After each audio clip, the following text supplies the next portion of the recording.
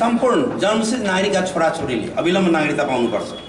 यदि 3 महिनाभित्र अब बन्ने सरकारले निर्णय गरेन भने नेकपा एमालेको नेतृत्वमा हामी देशभरि आन्दोलन गर्छौँ। मधेसभरि त गर्छौँ आन्दोलन गर्छौँ। तपाईहरुलाई थाहा छ केपी ओलीको सरकारले पहिले विधेयक बनाएर पठाउने काम हो।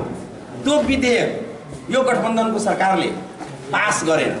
त्यही विधेयकमा पनि थियो जन्मसिद्धको नागरिकको छोराछोरीलाई अविलम्ब वंशजको नाताले नागरिकता थियो। त्यो पास नगरिसके पछाडि हामीले अध्यादेश ल्यायौँ।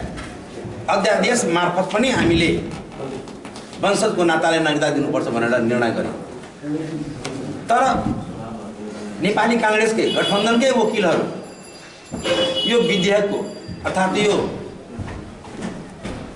नियमको विरुद्धमा अदालत गएर त्यसलाई पनि अध्यादेशलाई पनि रोक्ने काम थियो। त्यसैले नेकपा एमाले पटक पटक नागरिकता दिने निर्णय गरेको छ। कांग्रेसका वकिलहरू अधिवक्ताहरू कांग्रेसका नजिकका कार्यकर्ताहरू जहिले पनि मुद्दा गरेको छ। यसपालि त यसमा माओवादीहरूको पनि हात थियो।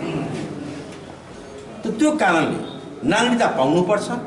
आज नागरिकता नपाएर करिब 6 र 7 लाखको बीचमा बालबालिकाहरू राम्रोसँग पढ्न पाएको छैन, जागिर पाएको छैन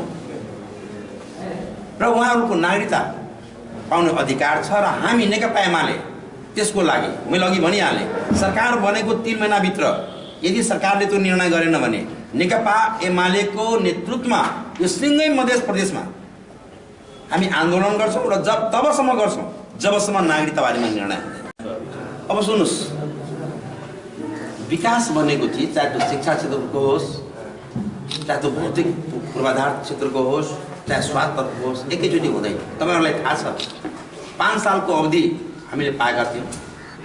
2 साल राम्रोसँग काम गर्यो, त्यसपछि कोरोनाको कारणले 2 साल बिग्रियो र 1 साल 2 साल 1.5 साल त्यो बिग्रियो।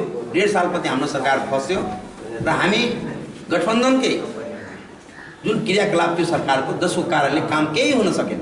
जुन काम हामीले सुरु गरेका थियौँ त्यो कामलाई पनि उहाँहरूले बढाउनु भयो। तपाईलाई थाहा छ मधेसको 1400 योजना, देशभरिको 1400 योजना र मधेसको अधिकांश योजनाहरू उहाँहरूले स्थगित गर्नु। किन स्थगित गर्नुभयो भने एमाले सबै हजारौं योजना बनायो भने मधेसमा एमालेको जय जय हुन्छ भनेर उहाँले जानी मधेस विरोधी विकास कामहरूलाई स्थगित गर्नुभयो, बन्द गर्नुभयो। बजेट काट्नु भएको छ सिंगै मधेसमा, दोनसाको मात्र होइन काट्नु भएको। त्यो मधेस विरोधी क्रियाकलाप होइन भने के हो त? उहाँहरू आफूलाई मधेस मैत्री पार्टी भन्नुहुन्छ तर मधेसको एमाले ल्याएका योजनाहरू सब काट्ने। त्यसैले अहिले समय आएको छ यो जनताको मिनिमम रिक्वायरमेन्ट छ। राम्रो सडकमा चल्न पाउनुपर्छ, राम्रो शिक्षा पाउनुपर्छ, राम्रो स्वास्थ्य उपचार पाउनुपर्छ। अब नेकपा एमाले योसम्म हामीले सामाजिक सुरक्षातर्फ ध्यान दिएका थियौँ, ज्येष्ठ नागरिकतर्फ ध्यान दिएका थियौँ, एकल महिलातर्फ ध्यान दिएका थियौँ, बालबालिकातर्फ ध्यान दिएका थियौँ। अब हामी स्वास्थ्यतर्फ पनि हामीले ध्यान नदिएका हो भने तपाईँलाई थाहा छ प्रत्येक गाउँपालिकामा 753 ठाउँमा ओलीजीले एकैचोटि उद्घाटन गर्नुभएको थियो काठमाडौँमा बसेर। 15 कम्तीमा 15 बेडको स्वास्थ्य चौकीहरू बनाउने यो योजना किन स्थगित गर्नु पुग्यो यो सरकारले? त्यस्तै शिक्षाको क्षेत्रमा पनि तपाईलाई थाहा छ गजेन्द्र बाबु मधेसीको नेता हुनुहुन्थ्यो। सबै मधेसीहरू पटक पटक सरकारमा गए तर गजेन्द्र नारायण सिंहको बारेमा कसैले पनि सोचेन। सोच्ने काम कसले गर्यो? नेकपा एमालेको ओली सरकारले गर्यो। र आज उहाँको नाउँमा 100 बिघाभन्दा बढी त्यो ट्रस्टमा नेपाल सरकारले जग्गा दिएको छ, करोडौं रुपैयाँ अनुदान दिएको छ र राजविराजमा त्यो सञ्चालन भइरहेको। तपाईहरु अरुको मौदै हो यहीको भनौँ न, हाम्रो कांग्रेसको भेटरन लिडर जो शहीद बन्नुभयो हाम्रो झाजी के नन्द झाजी, दुर्गानन्दजीकै बारेमा हामी आफ्नै जिल्लाको बारेमा सोचौँ न।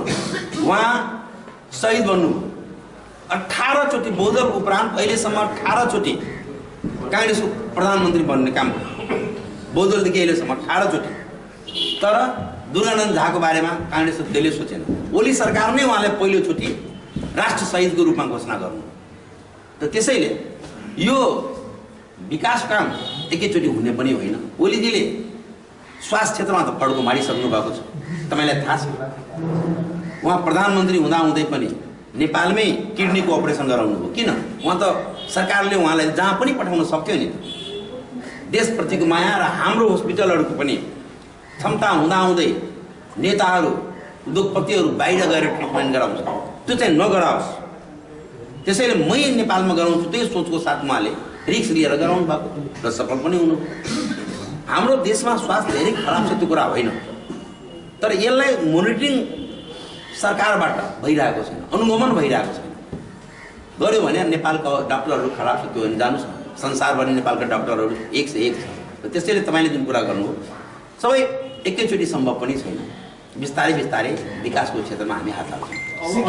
सीके राउत